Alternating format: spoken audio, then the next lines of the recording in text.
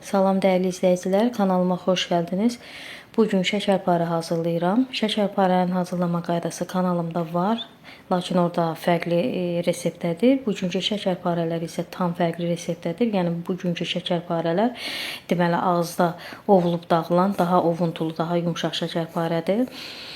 Keçək hazırlama qaydasına. Əvvəlcə şərbətini hazırlayaq. Bunun üçün bizə lazımdır 3 stəkan şəkər tozu, 2 stəkan yarım su. Stəkanın ölçüsü burada 200 ml stəkandır. Suyu da əlavə edirəm şəkər tozunun üzərinə və qaynamağa qoyuram. Biraz qaynadıqdan sonra şərbət hazır olur. Sonda içərisinə 2 dilim limon atıram. Şərbətimiz hazır oldu.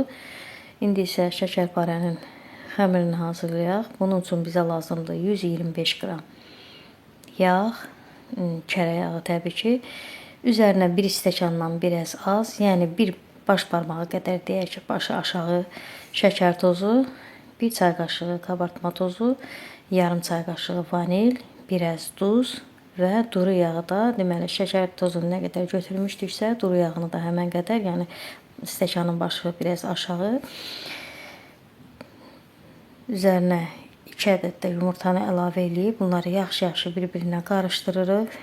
Deməli, diqqət eləmək lazımdır ki, burada kərə yağı otaq temperaturunda olsun. Mən də burada soyuducudan təzə çıxmışdı, yəni biraz yağ möhkəm idi. Bunları qarışdırdıqdan sonra üzərinə 1 stəkandan yenə başı biraz aşağı, yəni eynən şəkər tozu nə qədər idisə o qədər manna əlavə eləyib qarışdırırıq. Bunlar da tam qarışdıqdan sonra unumuzu əlavə eləyib xəmiri yoğururuq. Dəyərli xanımlar, mən burada tam 4 stəkan un istifadə elədim bu xəmir üçün. Yəni ola bilər 4 stəkan yarım da olsun un. Burada yumurtanın böyüklüyünə, kiçikliyinə baxılır. Yəni ola bilər 4 stəkan yarım un da getsin. Xəmiri hazırlayanda əlinizdə xəmirin yumşaqlığından özünüz hiss edəcəksiniz. Yumşaq bir xəmir alınır. Yəni mən 4 stəkan unu burada istifadə elədim. Lakin axırıncı stəkanda da görürsünüz ki, hissə-hissə unu birdən-birə istifadə eləmirəm. Hissə-hissə istifadə edirəm ki, yəni unu xəmirin tam kıvamını tutmaq üçün. Xəmiri yoğurduqdan sonra forma verirəm. Deməli, burada müxtəlif formada hazırlamaq olar. Uzun sov formada, banan formasında, aypara formasında, hansı formada istəsəniz, ürəyiniz hansı formada istəsə o formada hazırlaya bilərsiniz. Mən burada şəkər çörəyi formasında hazırlayıb və üst tərəfindən biraz bataqlar qoydum ki, sonda üzərinə kakosdan istifadə edəcəm. Dəyərli xanımlar, mən burada bütünlükdə şəkərparələri bir listə bişirdim, hazır elədim. Yəni bir listə yerləşdirdim. Deməli, burada bizim 24 ədəd şəkərparələrimiz alındı. Ara məsafəsi biraz yaxın oldu. Siz diqqət edin ki, deməli, bunu bişirəndə, listə yığanda ara məsafəsi biraz geniş olsun. Ona görə ki, sobada bişəndə biraz böyüməsi olur.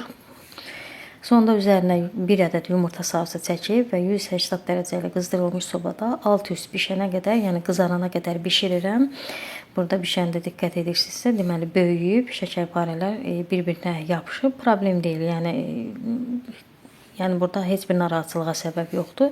Lakin siz istəsəniz məsafəni biraz geniş qoya bilərsiniz ki, tam sərbəst olsun bütün şəkərparələr, heç bir yapışma ehtimalı olmasın.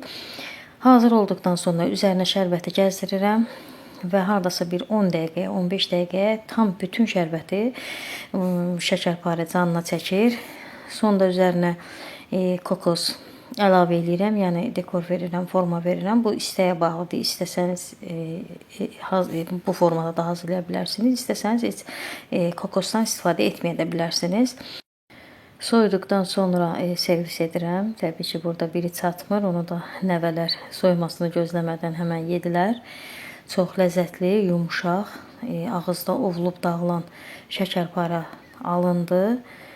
Əziz xanımlar, siz də bu formada hazırlayın. Çox bəyənəcəksiniz. Bu arada kanalıma abunə olub dəstək olan hər bir kəsə öz təşəkkürümü bildirirəm. Göz haqqınızı halal edin. Əgər bəyəndinizsə bəyənmə düyməsinə toxunmağı unutmayın. İnşallah kanalımda yeni videolarla görüşənədək sağ olun, salamat qalın.